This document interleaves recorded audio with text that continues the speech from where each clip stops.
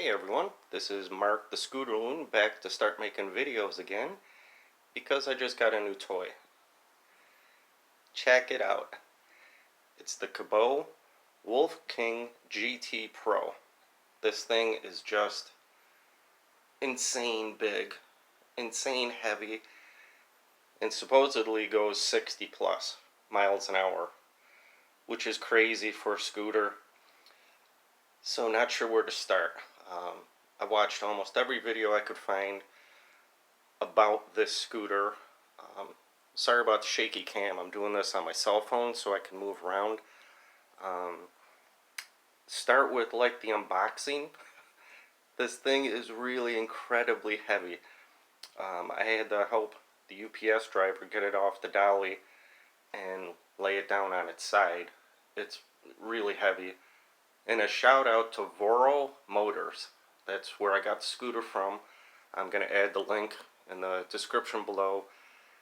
They were really fantastic. They have a live chat that can answer any questions you have about it.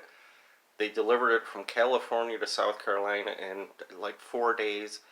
The few problems that I did have, I sent them an email and they got right back to me. They're going to send me the brake fluid bleeding refill kit because the brakes came really spongy and almost touching the bars, which to me is really no big deal. Unboxing it, all I can say is watch the few vids out there, sorry this is so shaky, showing just a few people realistically unboxing it. I mean, I had to cut the whole side of the box off, then I still couldn't pick it up and get it out of the styrofoam, so I had to lay it on the side and drag it out, then cut all the plastic off, and I couldn't pick it up. This thing, it's over 115 pounds. I don't care what they say. I couldn't just pick it up and walk in my bedroom where it is now to set it up. I could barely pick it up and just wheel it in. So there's no way I can fit this in the trunk of my Hemi Challenger. You're going to need a truck or a van to take this around, and then you're gonna need someone to help you pick it up and put it in the trunk or whatever. It's just, I mean, really heavy. Okay, before I babble on about the rest, the safety gear. Anyone that has a scooter that goes over 25, you should be wearing a real motorcycle full face helmet. Get one of the cheapy chest protectors that do your spine, your elbows, and your shoulders. They're like 50 bucks. They're not the best, but I'd rather slide down the sidewalk going 40, on one of those than just on my skin. Some really good knee and shin guards. And gloves. Those are just the basics. And if this thing goes 60, I mean, really think about dress for the crash, not the ride. Doesn't matter what you look like. I wear all my gear all the time. Same as riding my bikes. Ride safe and wear the gear. You should definitely, if you order one of these, start with a bike stand. Get an ATV bike stand, because after I did drag it in my room to try and hold the handlebars up and figure out the lock, which does not just click right in like they show in the vids. It took me a good 45 minutes and 27 tries, panting, taking breaks to hold the forks up and try and adjust the lock so it was actually holding the forks up. And then the safety one is a hollow tube made out of very thin, cheap steel, and that's the backup. The whole front end is held together with a little 3/16 inch threaded rod right here. That is just, I can't believe that was the best they could do to lock these forks into place. This thing weighs over 100 pounds. You weigh more than 100 pounds, and it goes 60, and everything, the whole front end, is held tight with a 3/16 inch threaded rod and a very thin, cheaply made hollow tube. If the threaded rod does break or shear off, this top pin that they say is going to be, you know, the backup, that's going to shear. And then, wow, going 60, can you imagine this thing folding up while you're going 60? And it all revolves around a 3/16 inch threaded rod. And I can't believe, I can't believe it. I am going to replace this with an already ordered grade 8 3/16 inch bolt with, you know, lock nuts. I'm going to drill this out. I'm also going to replace this threaded rod with the same thing. I don't plan on taking this or breaking it down that often. I'd rather have peace of mind of knowing while I'm going 60 down the sidewalk or wherever that this front end isn't going to collapse on me. I'm going to do a vid showing how to do that. That, to me, to spend an extra 10 minutes taking off a couple nut and bolts, grade 8 nut and bolts, is definitely going to be worth it for the peace of mind. So, you've been warned. Yes, it does lock up tightly, but if you really look at it, this 3/16 inch threaded rod is the only thing that is really keeping this incredibly heavy and fast scooter from collapsing on you. Okay, sorry to babble. I got a list because I don't want to forget anything. Okay, this thing that they send with this and a lot of other scooters is their idea of a toolkit. I think it's more a paperweight, and if you're not going to use it for a paperweight or a cool decoration, it's worthless. Just throw it out or do what you want with it. If you do try and use it, you're going to strip them out. You're going to round out the Allens because it's such soft steel. It's not even steel. But anyway, that to me is just worthless. So get a good set of Allen wrenches. Use them to nut and bolt the whole bike. Go over all the nuts and bolts.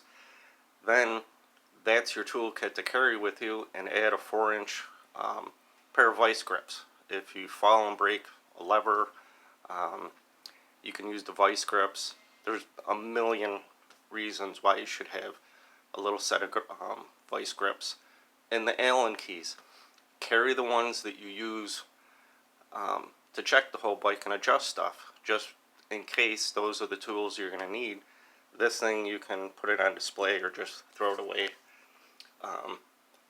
Okay, a couple of things that were wrong with it were the light strips. If you can see, right there, the LED light strips on both sides were hanging down, which is no big deal. I laid it on its side, I hot melted them back up, and they should hold for a while. Okay, as it came, the brake master cylinders were a little bit low, so the brakes are really spongy. So I contacted Voro again, and they immediately got back to me. They're sending me the bleeding refill kit. It's a 10 millimeter for this scooter. They have 8 and 10, so if you get the kit and you have this scooter, it's the 10 millimeter. I'm going to do a really good detailed vid showing how to bleed the brakes. They do have one, but I'm just going to make a really detailed one. The display, which is really, really cool, I couldn't get into the advanced mode setting. So I had to email them again and ask, and there's a default password. Even if you have that password function turned off, you still have to put the default password in to get into the advanced settings. So send them a note. I don't want to tell anyone what it is. It might be different. They might change it. So just email them if you want to get into the advanced settings. Okay, after that, and you finally get the forks up, and I would love to see someone let a girl try and set one of these things up with no bike stand, all by herself. Not saying the girls can't do it, but wow, I don't plan on folding this thing up again once I get those forks locked. it's going to stay locked. Okay. After you do get the forks up and locked, have a friend hold the scooter up for you, stand up on it, get comfortable, and then close your eyes and hold your hands up where you think the bar should be. That's where you're going to want to adjust the angle and the height. As you can see, I lowered mine like 2 inches and adjusted the handlebars to where they were really close to where they should be. This is basically how you set up motorcycles, ATVs, anything with bars and grips and levers.